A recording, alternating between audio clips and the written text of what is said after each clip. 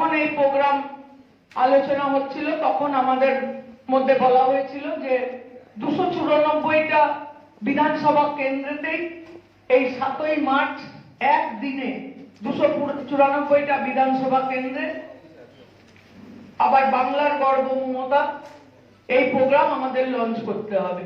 এবং এত কম সময়ের মধ্যে এটা আমাদেরকে নির্দেশ দেওয়া হয়েছে এবং বলেই দেওয়া হয়েছিল যে এত কম সময়ের মধ্যে বড় করে প্রোগ্রাম করা হয় না। আপনারা জানেন যে এর আগেও আমরা প্রত্যেকটা কেন্দ্রেই আমাদের পার্টির তরফ থেকে আমরা কনফারেন্স করেছি, সেটা অনেক বড় আকারে, কিন্তু এটা মানে 250 জনের মধ্যে এটা আমাদের রাখতে বলেছে। তার জন্য আমরা যতটা চেষ্টা করেছি যে জোড়াসাঁকো বিধানসভা কেন্দ্রের যে 11টা ওয়ার্ড আছে সেখানে যেখানে যেখানে আমাদের কাউন্সিলর আছেন কাউন্সিলরদের ডাকা, তার সঙ্গে সঙ্গে আমাদের প্রত্যেকটা ওয়ার্ডের ব্লক প্রেসিডেন্ট এবং আমাদের উত্তর কলকাতার যারা যেমন দায়িত্বে আছেন, জয় হিন্দ বাহিনী আছেন, স্পোর্টস সেল আছেন, যুব কংগ্রেসের যারা দায়িত্বে আছেন তাদেরকেও, যারা আমাদের জোড়াসাঁকোর মধ্যে থাকেন তাদেরকেও আমরা খবর দিয়েছি।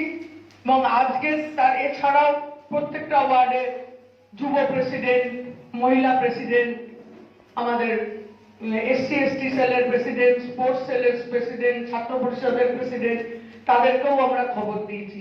মমতা বন্দ্যোপাধ্যায় মানুষের সাথে থেকে, মানুষের সুখে দুঃখে থেকে বাংলার উন্নয়নকে এগিয়ে নিয়ে যাওয়ার চেষ্টা করেছেন এবং মানুষ যাতে পরিষেবা ঠিক মতো পায় এবং যে কোনো কাজ, সে পড়াশোনা বলুন, স্বাস্থ্য ব্যবস্থা বলুন, নিজ বাড়ি, নিজ গৃহ প্রকল্প বলুন, কন্যাশ্রী, যুবশ্রী, সবুজশ্রী, মানে জন্ম থেকে মৃত্যু প্রত্যেকটা কাজেই কিছু না কিছু উন্নয়নমূলক কাজের মাধ্যমে মানুষকে এগিয়ে নিয়ে যাওয়ার জন্য আপ্রাণ চেষ্টা করে চলেছেন। তাই আমার মনে হয় যে আমরাও নিজেরা যদি নিজেদের দায়িত্ব নিয়ে মমতা বন্দ্যোপাধ্যায়ের উন্নয়নকে মানুষের মধ্যে প্রচারের মাধ্যমে আমরা না জাগিয়ে তুলতে পারি, না জানাতে পারি, তাহলে আমাদের খুব ভুল হবে। তাই আজকে এই বাংলার গর্ব মমতা এই প্রোগ্রামের জন্য আমরা আজকে আমাদের 11টা ওয়ার্ডের মধ্যে থেকে সবাইকে খবর দিয়ে আনা হয়েছে। হয়তো অনেকেই মনে করছেন যে শুধু এই কজনই যে আমাদের কর্মী তা নয়, এর এক একজনের পেছনে বোধহয় আরো 20 জন করে মানুষ আছে, হয়তো অনেকেই আসতে পারেননি। আমার কাছেও 2-1টা ফোন এরকম এসেছে যে বৌদি আমি খবর পেলাম না, তো তাদের কাছে আমি মানে নতুন মস্তকের একদম ইয়ে করে বললাম যে কিছু মনে করার কিছু নেই, এটা খুব ছোট্ট প্রোগ্রাম, এখনো ভোটের অনেক দেরি।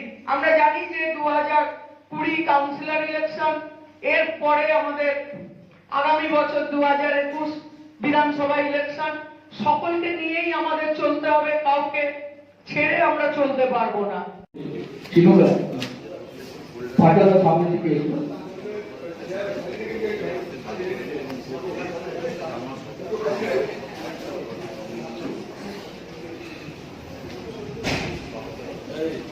প্রফেসর অসিত ঘোষ আমাদের মধ্যে আছেন।